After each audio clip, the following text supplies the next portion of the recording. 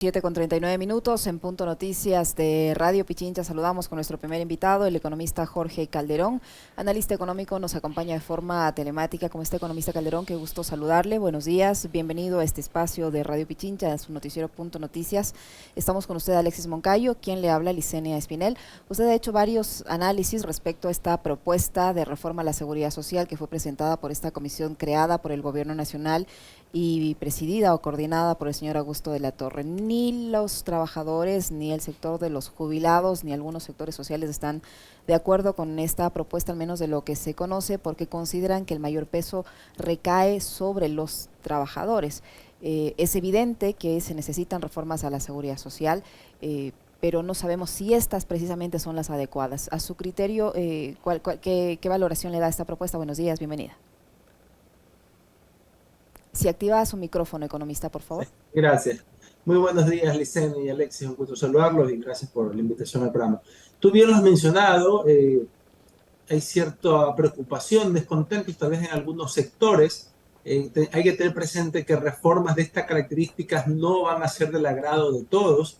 Y en ese sentido, lo que se pueda delinear para reformar la seguridad social tiene que tomarse en cuenta que tendrá un costo político, un costo social, nos guste o no. El Ecuador no ha sido la excepción en ese sentido. Otros países han atravesado por similar situación ya en la década de los 90 y parte de la primera década del 2000. Los países europeos llevaron importantes reformas en ese sentido, en gran medida por situaciones relacionadas a las tasas de natalidad.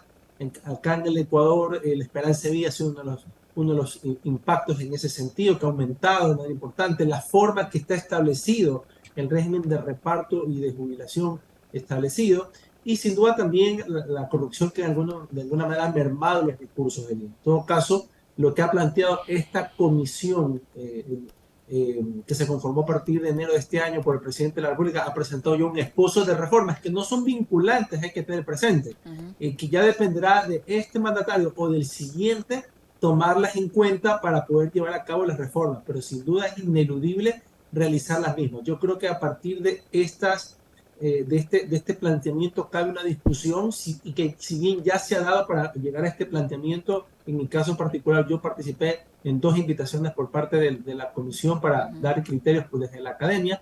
Yo creo que igual hay todavía espacio para la discusión y ver la posibilidad de que salgan las mejores reformas posibles. Insisto, y por más que estas se consideren mejores, probablemente va a haber de sectores que no estén gustosos de esto porque va a haber un peso que sin duda va a recaer probablemente en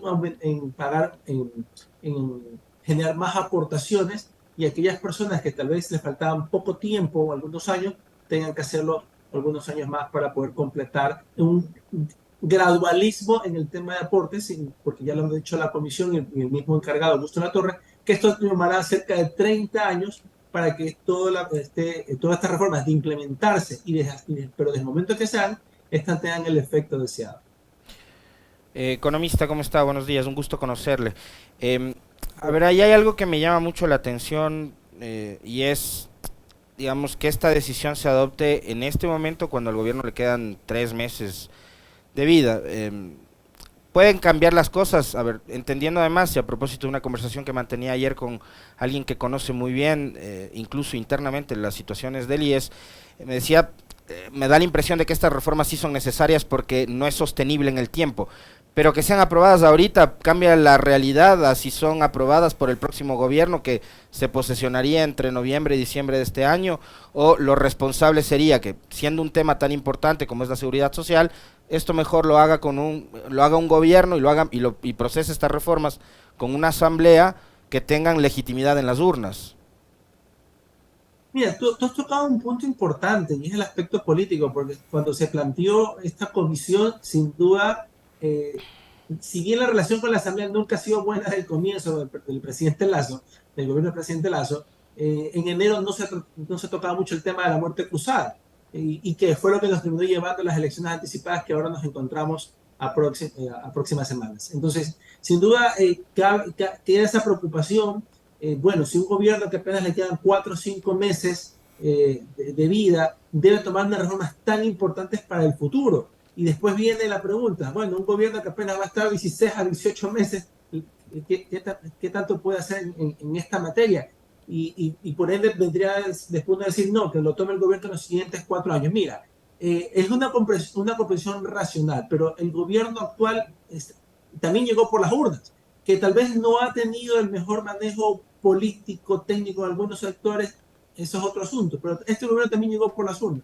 Yo creo que la discusión tiene que iniciarse, tiene que tratarse, son reformas necesarias, y mientras más las dilatemos, más el problema no se va a solucionar. Hay un problema grave. Los mismos estudios actuariales por organismos multilaterales e instituciones privadas señalan el problema que tiene el tema, lo relacionado a las pensiones en el país. Algunos estudios indican que de 4 o 5 años habrá fondos para cubrir las jubilaciones, otros un poquito más. Sí, pero el problema está ahí. Yo creo que hay que tomar una solución lo más breve posible, sin que esto signifique que sea algo acelerado o que nos lleve a tomar o aplicar reformas que vayan a atentar con los derechos adquiridos de los trabajadores.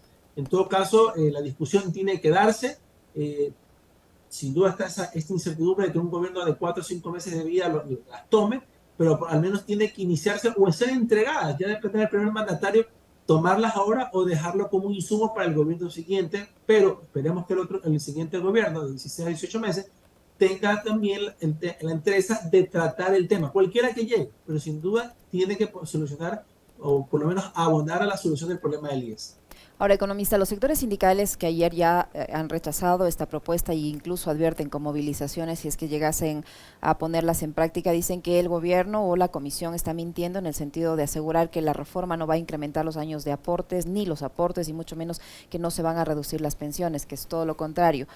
Según el sector sindical, al aumentarse 5 años de 30 a 35, paralelamente se aumenta la edad de jubilación, y al tratar de calcular ya no solo los 5 mejores años de ingresos, sino sobre 20 o 25, consideran que se pulverizan las pensiones. Además, actualmente se puede jubilar una persona con 70 años y 10 años de edad, 70 años de edad, 10 años de aporte, se cambia a 15 años. Entonces, ellos consideran, los sectores sindicales me refiero, consideran que es finalmente al trabajador, al afiliado, al jubilado, al que le toca hacer un sacrificio mayor para sostener una institución, que del lado del Estado no hay esa contraparte, y mucho menos del sector privado o el sector empleador, a quien prácticamente en la reforma ni se lo menciona, sin olvidarnos que hay una gran deuda que tiene el sector empleador con el Instituto Ecuatoriano de Seguridad Social. Licencia, tú has tocado unos puntos de muchísima preocupación para los sectores que has señalado. Tomemos algunos de ellos, incluso aparte de la problemática que se intenta solucionar. Mencionaste el tema de los aportes. Parte de los supuestos con lo que parte o lineamientos con lo que parte, vamos a llamarlo así, la propuesta de la reforma de Asamblea es que no quieren tocar los aportes de los trabajadores. Entiéndase por el monto que aportan, sea el del trabajador o sea el del empleador. No los quieren tocar porque al criterio de ellos ha sido parte de la principal demanda ciudadana en los más de 35 talleres que han tenido a lo largo del país en estos meses. Entonces, esa es una de las primeras premisas en ese sentido. Ojo, porque que también es parte de la solución. Si decido pasar el trabajador del 8 al 10, 15%, o del empleador del 11 al 20, 25, es potestad del equipo económico de cualquier gobierno y hacerlo, y que simplemente cumpla con el tratamiento respectivo en la asamblea, con discusión con los sectores, etc. Se lo puede hacer. Pero la premisa que ha establecido esta comisión presidencial es que no se toquen los aportes, los porcentajes que aporte ciudadano. Entonces, ¿por dónde se va a ir o por dónde va la propuesta? Como tú bien lo señalabas, por el número de aportes que tiene que realizar. Entonces, un primer aspecto que tú señalabas era respecto a aquel ciudadano que se afiliaba a los 60 años, aportaba 10 años y con eso ya sacaba una jubilación. Entonces, ¿cuál es el problema ahí? Que en los últimos años ha sido tan recurrente las afiliaciones por encima de los 60 años para aportar 10 años, y como la normativa actual establece que se debe tomar los 5 mejores años, entonces de esos 10 años tomo los mejores 5, sin duda el pago de jubilación que se establecería es bastante alto. Según los cálculos de la misma comisión, es cerca del 90%. En ese sentido, lo que plantea la comisión es que pase a ser 15 años de aportaciones, no 10, como para de cierta manera poder tener más aportes y quitar esa viveza privada, como un diario lo ha llamado el día de hoy, viveza privada legal, por así decirlo, porque aportaba 10, tomaba los 5 mejores años y ya me jubilaba inmediatamente, versus aquel trabajador que tenía 25, 30 o 30 aportaciones. Ahora, con el que tiene 30 aportaciones, sí va a tener un poco más de efecto. Se establece, se sigue dejando la edad mínima de 60 años, pero te dice, ya no 30 años de aportaciones, sino 35 años de aportaciones. Si nosotros lo vemos en retrospectiva, muchas personas que ingresan al mercado laboral, lo ingresan desde los 20, 25 años, entonces, y tenían teniendo más aportaciones, tenían teniendo 35, 40 años de aportaciones. Ojo, no necesariamente pasa con todo esto porque hay un gran segmento de la población que está en el desempleo y subempleo y que no se ve beneficiada de eso. Sin duda, si es una aportación de carácter personal, voluntaria, que un ciudadano la puede realizar, tiene que completar los 30 años. Si empezar a aportar desde los 30, 40 años, tener esa aportación voluntaria, llegará a los 65, 70 años. Entonces, lo que quiere la comisión o lo que plantea la comisión es establecer condicionamientos a esas partes en las cuales se ha generado un exceso en el pago de las jubilaciones y que sin duda terminan mermando la capacidad económica del IES. Yo creo que en ese sentido los trabajadores, los jubilados que han sido parte también de estas reuniones, pudiesen contrastar los resultados que ha planteado la comisión para que vean que los cálculos no están hechos para defender al IES, no están hechos por un tema de liberalismo, no, sino un tema de supervivencia del IES, darle sostenibilidad de 30, 40, 50 años. No nos va a gustar, sin duda, porque las soluciones son limitadas en este tema. Insisto, si tomamos el ejemplo de Europa, en Europa se fueron por aumentar la edad mínima de jubilación, subirla, o otros países se fueron por subir los aportes o otras características. Entonces, han buscado una alternativa lo más aplicable al Ecuador, pero sin duda ninguna va a gustarnos del todo y lo importante es que exista la discusión por parte de esos sectores que consideran no se van a sentir agraviados, pero que existe un análisis técnico objetivo para llegar a un consenso de reformas. ¿Y el lado del Estado y el lado privado qué pone? ¿Cuál es el aporte? Gracias, por recordarme esa parte. El Estado tiene que seguir cumpliendo con su rol.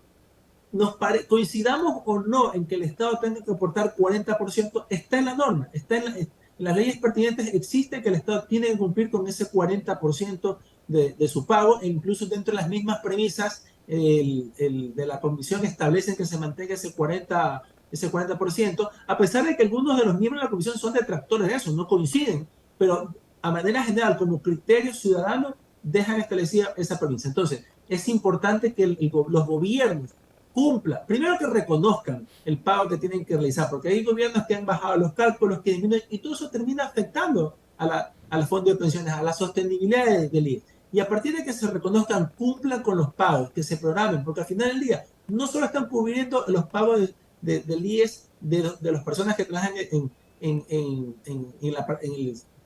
el sector público, sino también de todo ciudadano ecuatoriano que está aportando al mismo. Entonces tiene que reconocerse y pagarse a tiempo.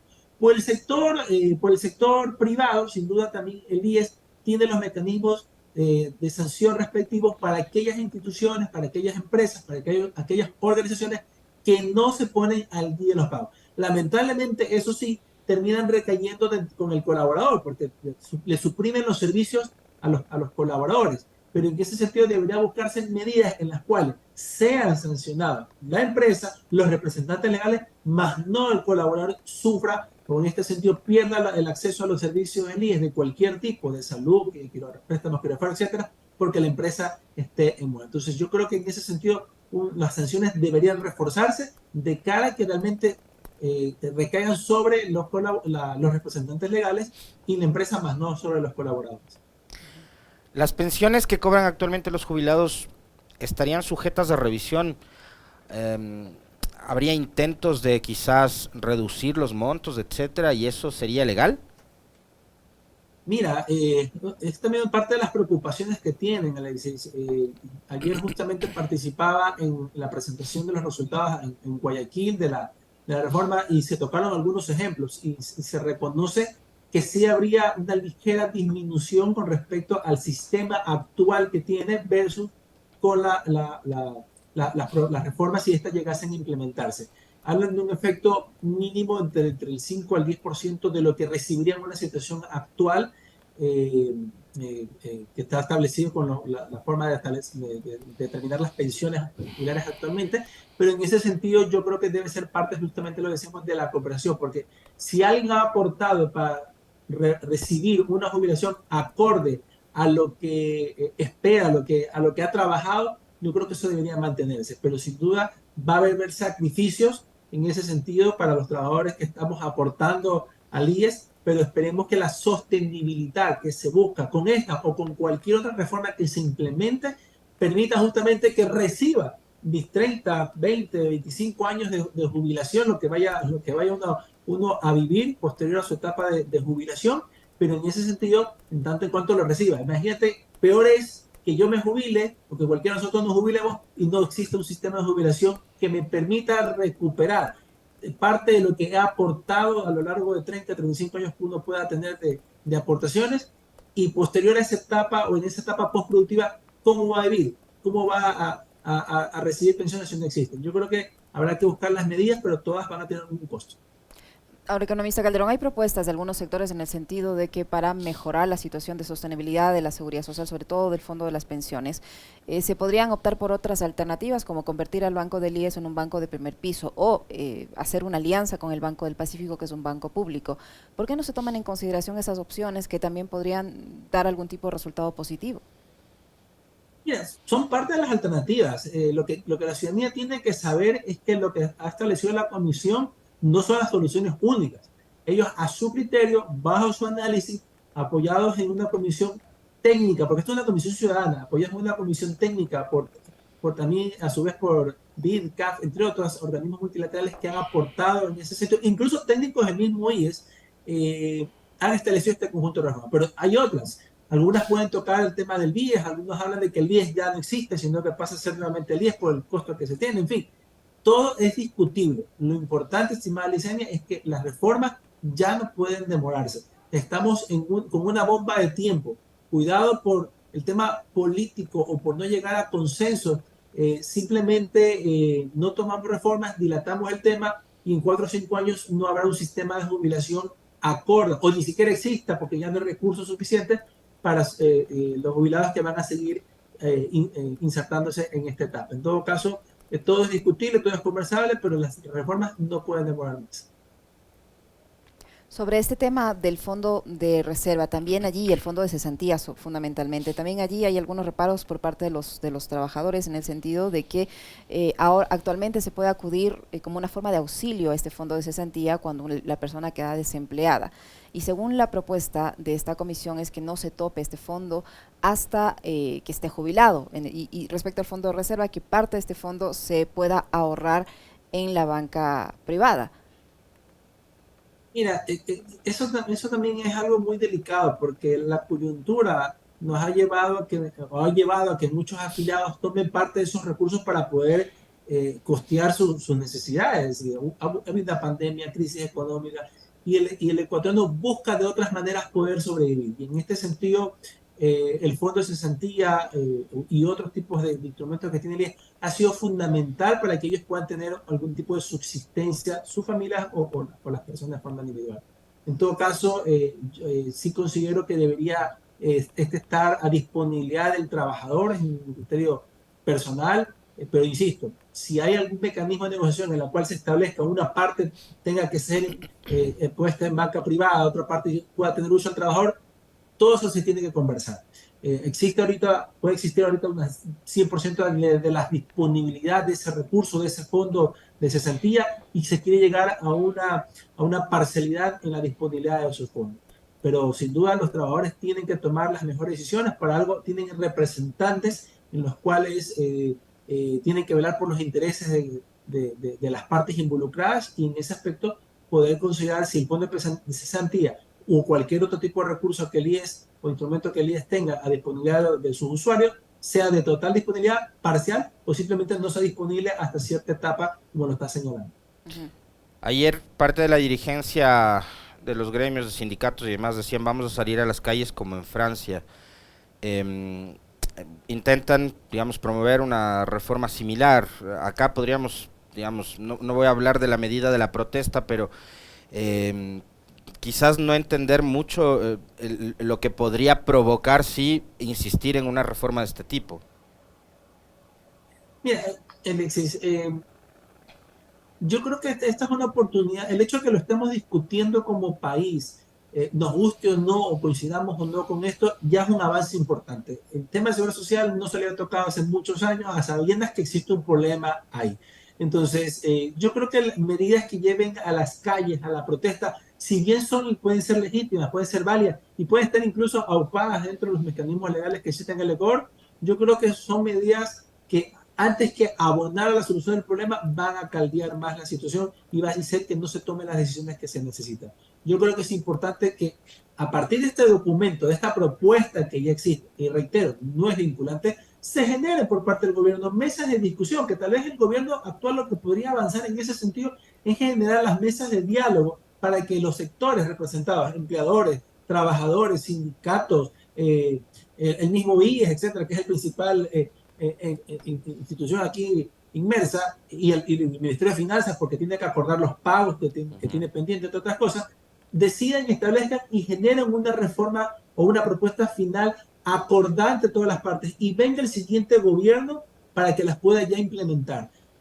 Aquí ya está una base sobre la cual discutir. Sobre esa, que se converse, que se trate y que se mire. Al final del día todos son procesos de negociación, pero llegar a las calles no lo veo pertinente, más aún una situación de mucha incertidumbre política que ha existido por estas elecciones anticipadas, a lo que nos hemos abocado, como una situación económica que no está despegando, que no es sostenible en el tiempo. Entonces, yo creo que más perjuicio nos hacen las paralizaciones o protestas que lo que podamos dialogar a sabiendas que existen diferencias, a sabiendas que no existen coincidencias, pero que hay que entender que este documento de reformas es una base, no es vinculante, pero sin duda puede servir mucho para la discusión y sobre eso ya tratar. Si se ha trabajado con las cifras del IES, se ha trabajado con toda la data que ellos han brindado, los mismos cálculos pueden hacerlo otros sectores y determinar si realmente se está incumpliendo o no, si se está faltando la verdad con respecto a los cálculos que han hecho. Yo creo que ahí va a estar la transparencia en ese sentido y de esta forma se valida si lo que ha presentado la comisión es técnico, es adecuado y de alguna forma va de la mano con no vulnerar derechos de los trabajadores. Para finalizar, economista Calderón, una de las propuestas tiene que ver con la obligatoriedad para que trabajadores autónomos, profesionales en libre ejercicio y trabajadores independientes se afilien al menos al Fondo de Pensiones de la Seguridad Social, no así al Fondo de Salud, porque si pueden demostrar que tienen un seguro médico privado, de lo que dice la reforma, ellos podrían optar solo por afiliarse al Fondo de Pensiones. Se calcularía su aporte en base a su ingreso real, con un techo de 10 veces el salario promedio de los afiliados o un equivalente a $6,000 por mes. Pero se supone que en la Ley de Seguridad Social la afiliación es obligatoria y no hay controles, o sea, y se incluye esto en la propuesta, si actualmente ya está en eso en vigencia, que cualquier persona se debe afiliar como obligatoriedad, ¿por qué no se cumple? ¿Por qué no? ¿A quién le compete el control? Mira, hay un tema que tener presente. La obligatoriedad es para aquellos trabajadores que están en relación de dependencia. Aquellos trabajadores autónomos es voluntario o potestativo afiliarse al IES. Y en ese sentido yo no comparto con la comisión el hecho de que sea una obligatoriedad para los trabajadores independientes. Yo creo que se tiene que dar la libertad para que el trabajador independiente, el que no esté afiliado, pueda hacerlo en base a una participación de fondos de pensión privados, de tal manera que si yo quisiera poner mi recurso en un fondo de pensión privado, lo haga, si no lo quiero hacer en el IES, porque yo considero que parte del problema del IES es la gran cantidad de usuarios que tiene y que no se da abasto porque no todos aportan en ese sentido con la magnitud que deberían recibir los recursos versus lo que ellos esperan recibir como jubilaciones. Entonces yo creo que debería ser más de carácter optativo. Si yo quisiera estar en un fondo de pensión privado, puedo hacerlo y no necesariamente irme al público que es el del IES. Pero ojo, eso a los trabajadores que están ahorita de carácter autónomo o no ingresan todavía al mercado laboral. Los que ya estamos inmersos, sin duda, nos guste o no, deberemos estar adscritos a la Seguridad Social Pública, porque si decidimos retirar los recursos, decidimos retirar los fondos, el IES no tiene para reponerlos. Digamos que nos den libertad para ahora, después de 15, 20 años de aportaciones, irnos a un fondo privado. Por mi lado, yo lo quisiera hacer. Yo no uso ningún tipo de servicio del IES y creo que muchos ecuatorianos estarían en las mismas circunstancias. Pero hay que ser conscientes que el IES no tiene los recursos para devolvernos todo ese dinero. Y por ende, reformas como esta tienen que ser consensuadas para poder garantizar que lo que le ha aportado al IES por 15, 20 años o más, lo reciba cuando sea en mi etapa jubilar. Y entonces, aquellas personas que todavía no ingresan, que son un trabajo autónomo, puedan tener, sí, ellos, la libertad de irse a un fondo privado y no la obligatoriedad de irse al fondo o la seguridad social pública, porque, insisto, no hay los recursos, no hay la sostenibilidad, no hay la infraestructura para poder soportar más afiliados de lo que yo puedo costear. Rápidamente le traslado, economista Calderón, la inquietud de uno de nuestros amigos oyentes y quienes nos siguen por redes sociales. Dice, ¿no será tiempo de también reformar la seguridad social tanto de policías como militares, porque representa una inequidad si se lo compara con el trabajador en general, porque tiene mejores pensiones y menor número de años de aportación? Totalmente de acuerdo con la persona que ha establecido esta inquietud, pero hay que tener un presente como una cosa. Eh, la seguridad social en tema de ISPO, el tema de ISFA, va mucho de la mano con el tipo de riesgo que tienen las profesiones que están inmersas, pero sin duda se tiene que ir a un sistema de seguridad social integral en el cual existan las mismas condiciones favorables para todos los trabajadores. Y en este caso, existe esa capacidad de discernimiento en función del tipo de profesión o el tipo de actividad que ejerció esa persona. Incluso, dejando de lado lo que es seguridad social policial y Fuerzas Armadas, hay profesiones que tienen un importante riesgo en ese sentido al momento de desarrollar la misma, y considero yo involucraría unas mayores compensaciones por el tipo de riesgo a la salud, a su vida que tiene de desarrollarla. Pero en todo caso, es parte de lo que, insisto, debería conversarse, pero sí tener un sistema de seguridad social integral. Pero hay también una cosa muy importante que no se toca mucho, y es que puede haber reformas que sin duda se necesitan, y lo hemos dicho a lo largo de esta entrevista, pero si no se acaba con los problemas estructurales del IES, sea en la parte de la salud o sea en la parte de las pensiones, llámese corrupción, llámese su estructura pesada de costos, estas reformas al final del día no darán el efecto deseado si es que no hay una solución integral. ¿Por qué? Lo digo esto, porque seguir metiendo recursos a un saco sin fondo, a un saco roto, simplemente voy a seguir alimentando una estructura que no está compensando al ciudadano, que no está compensando a sus usuarios, y eso tiene que acabar. Si se hacen reformas, que también vaya de la mano con una reforma estructural del IES, del Instituto Ecuatoriano de Seguridad Social, en aras de garantizar realmente esa sostenibilidad. No se trata solo de darle recursos, darle más dinero, sino que se solucionen los problemas de fondo. Muchísimas gracias, economista, muy amable por habernos acompañado en esta entrevista.